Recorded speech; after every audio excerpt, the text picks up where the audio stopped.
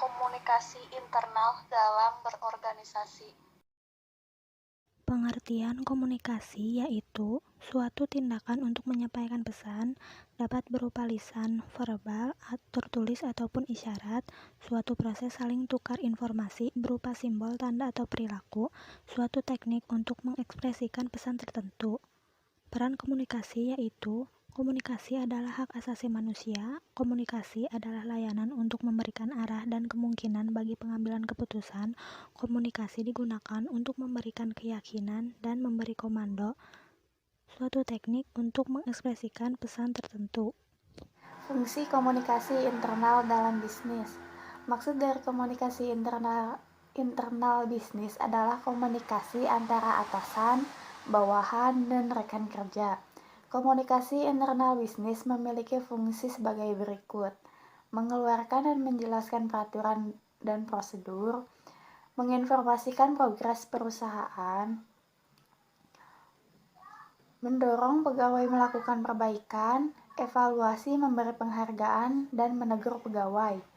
Ruang lingkup komunikasi internal mencakup komunikasi dengan pemilik, manajemen, dan karyawan. Tugas seorang pelaku bisnis adalah membina hubungan baik dengan pihak-pihak tertentu melalui aktivitas komunikasi. Ketiga pihak tersebut merupakan sasaran komunikasi atau disebut stakeholder. Stakeholder adalah sikap setiap kelompok yang berada di dalam maupun di luar organisasi atau lembaga bisnis yang mempunyai peran dalam keberhasilan bisnis. Cara yang dilakukan dalam komunikasi internal dapat berupa komunikasi lisan, tulisan, audio, visual, atau gabungan ketiganya. Sedangkan arus yang terbaik adalah arus komunikasi dua arah, sehingga pelaku komunikasi bisnis harus berani untuk membuka saluran komunikasi baik formal maupun informal. Hal tersebut mengingat adanya kelemahan komunikasi internal dalam komunikasi bisnis, yaitu pesan biasanya didominasi oleh pihak manajemen atau bahkan komunikasi berjenjang, sehingga akibatnya pesan komunikasi sering terjadi pengurangan. Komunikasi dapat memberikan banyak manfaat. Komunikasi dapat menyiapkan satu wadah untuk berlaga. Komunikasi membantu mengundang pemikiran-pemikiran masyarakat atau individu. Komunikasi dapat meningkatkan pemahaman akan sebuah konsep, program, ide.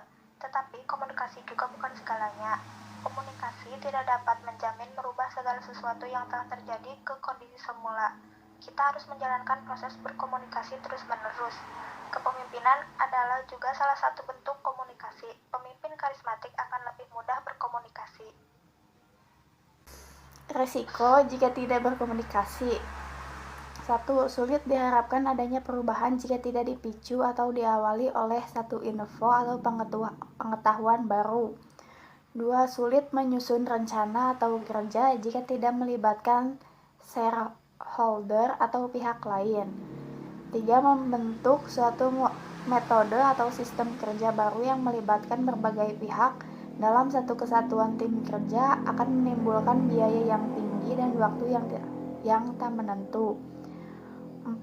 Hati dan pikiran para pembawa berita atau info atau pengetahuan tidak ada dalam tim kerja yang sedang berupaya memproses perubahan. 5. Kehilangan momentum. Instrumen manajemen bagi 5 kunci pengambilan keputusan. 1. Audiens.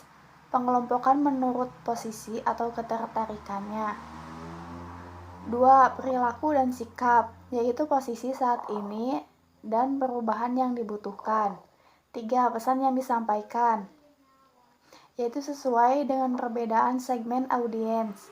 4. Jalur komunikasi, yaitu efektivitas dan sesuai dengan kapasitas yang tersedia. 5. Evaluasi, yaitu kaji terus keberhasilan strategi komunikasi. 1. Lebih cepat mengatasi masalah. 2. Pengambilan keputusan lebih kuat atau solid. 3. Produktivitas meningkat. 4. Aliran kerja lebih siap. 5. Hubungan bisnis atau kegiatan lebih kuat. 6. Materi promosi lebih jelas. 7. Meningkatkan citra profesional. 8. Memperbaiki tanggapan stakeholder. Dan dalam proses komunikasi. 1. Perbedaan persepsi dan bahasa. 2. Hambatan lingkungan. Gaduh, tidak aman.